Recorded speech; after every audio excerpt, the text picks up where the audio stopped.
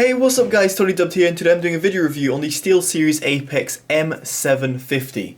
Now this is a mechanical gaming keyboard which is brand new to the market, and it uses SteelSeries' new QX2 linear mechanical switch. That's quite a mouthful. Now this switch, there's not much information about it, but I can only presume it's been OEM'd by another manufacturer. I could be wrong, but based on the fact that SteelSeries use Caliph, or however you pronounce it for the QS1, the QS2 has a slightly different look to it. Now I'll get into that in just a bit, but first of all, how much does it cost? Now this keyboard costs a whopping £150 in the UK, and that's very expensive given the fact that other keyboards can be found for a relatively similar price and offer a lot more, or are a lot cheaper and still offer just as good value. In the US, it can be found for $140. That's what I was literally just Googling right there, as you saw. Now, in terms of its competition, it's got the HyperX alloy, which sits at about £100.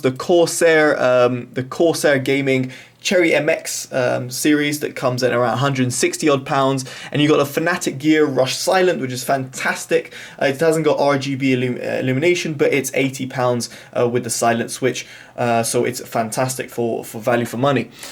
So how does the Apex M750 compare, and also how does it compare to its older brother, which used the QS1 switch rather than the QX2 linear switch that's found over here?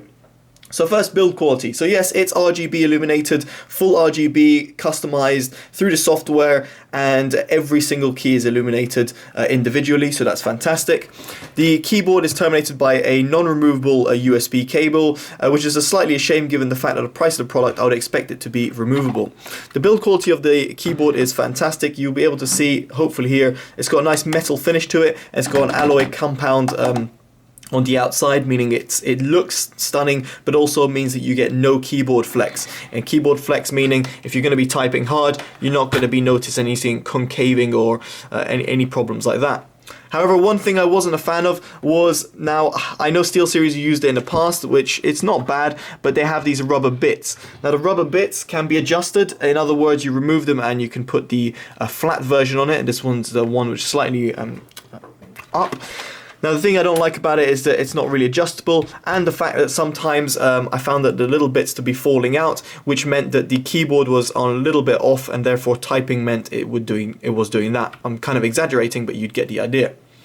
Another a con I would say is the fact that you've got no dedicated macro keys anywhere on the keyboard, and you've got no included wrist rest. If you want an included wrist rest, you're going to have to spend an extra £12. Given the fact that the keyboard is £150 already, that's very disappointing to see from SteelSeries. So in build quality, it's good. In terms of features and accessories, I'm very much disappointed. There's not even a key puller. At least I didn't find a key puller in the packaging. I just found two keyboard bits and a manual. And other than that, you don't get anything else. So I would have liked some maybe different colored keys, a key puller as well. Again, we're talking about £150 keyboard here. I expect pretty much the best, given the fact that cheaper keyboards offer that as well. So now in terms of its typing experience, I'm going to go quiet now so you guys can hear the actual switches.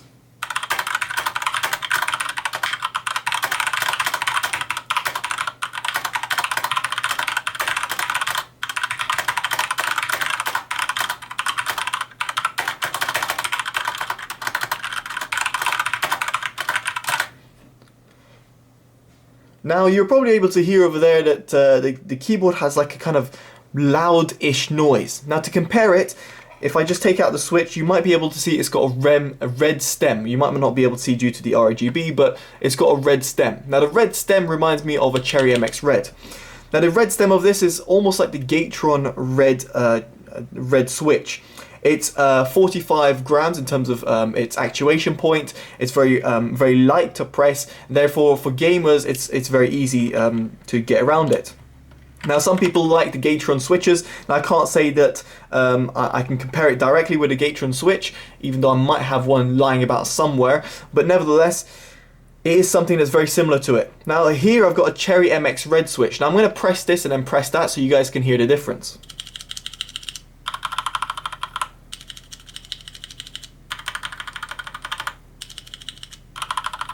Now you're able to probably hear there that this has a slightly silent, a little bit more silent switch. Now this is not the Cherry MX Red Silent, it's the Cherry MX Red just standard. So the silent version is even more silent than that, which is for example found on the Fanatic Rush Pro Silent.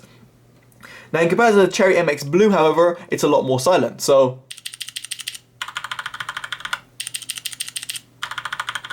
but still it is relatively loud. So if you're going to be typing away, you'll be probably able to hear that it is actually quite loud. So if someone's going to be typing on this all the time, unless you like that noisiest feel, then, well, if you like the noisy feel, go for Cherry MX Blue regardless.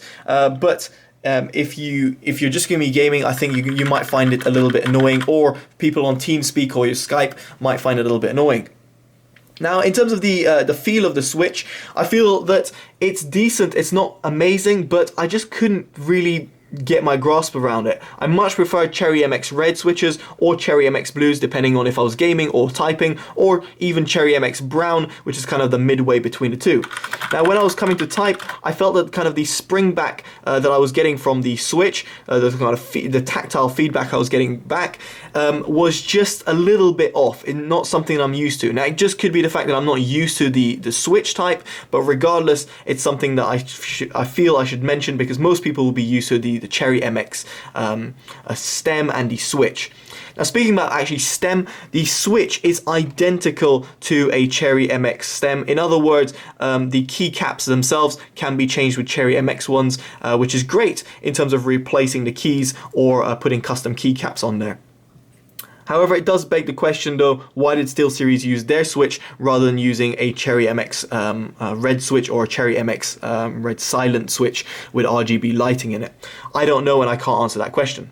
Now, the keycaps themselves are relatively light. They remind me of my old Logitech G710 Plus keycaps. They're light, they're a bit feeble, and I feel that over time they'll kind of degrade, but that's just an assumption, not any facts, just based on my previous experiences from other switches out there. In terms of the keys, they don't wobble that much. They've got a relatively strong stem, and therefore you won't have any sort of problem in terms of shaking around or anything like that, so I wouldn't worry about that. As I said, there's no keyboard flex due to the construction, which means it's great to type on or rage quit or bash on as you might do. Now, in terms of the RGB lighting, I think it's fantastic. It's a great inclusion, and SteelSeries engine is fantastic. I must say, what they've done with the SteelSeries engine is beautiful. Now, I'm just going to take you up to the PC. You guys can see this, and the SteelSeries engine allows you to do a variety of stuff. So starting from key bindings, you can change all the keys to a custom key. So yes, you might not have dedicated macro keys, but you could sacrifice some of the keys that you got on the keyboard for that. So for example, the numpad. Illumination, you've got a wide variety of different options, all of which also include reactive lighting as well. So if you were to press on it, as you saw as I was typing, it was just changing the colors around it.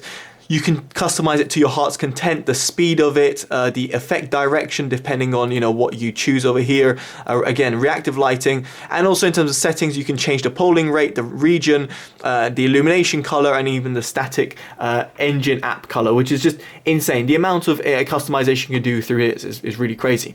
Now, one thing I want to draw your attention across is image sync. Now, it's something that at SteelSeries kind of wanted to say, hey, we can do this. It's basically you can play GIFs on your keyboard. Now, the GIFs on the keyboard is, in all honesty, a little bit gimmicky, because you see that image right there, which is like a fiery thing, it looks relatively nice on the keyboard there, which is quite cool, so you can have a nice GIF. But let's say if you put a normal GIF, so this one, which I absolutely love, then it's just gonna look pretty crap, because obviously the GIF has to correspond with the keyboard. So it is a gimmick, but it's fun to use, and I like the fact that SteelSeries are still using it, and via the engine apps you can basically customize it to your heart's content with all the different apps that are available. So what are my overall opinions and thoughts about the keyboard? I know it's been a slightly long review, but I felt I should cover everything.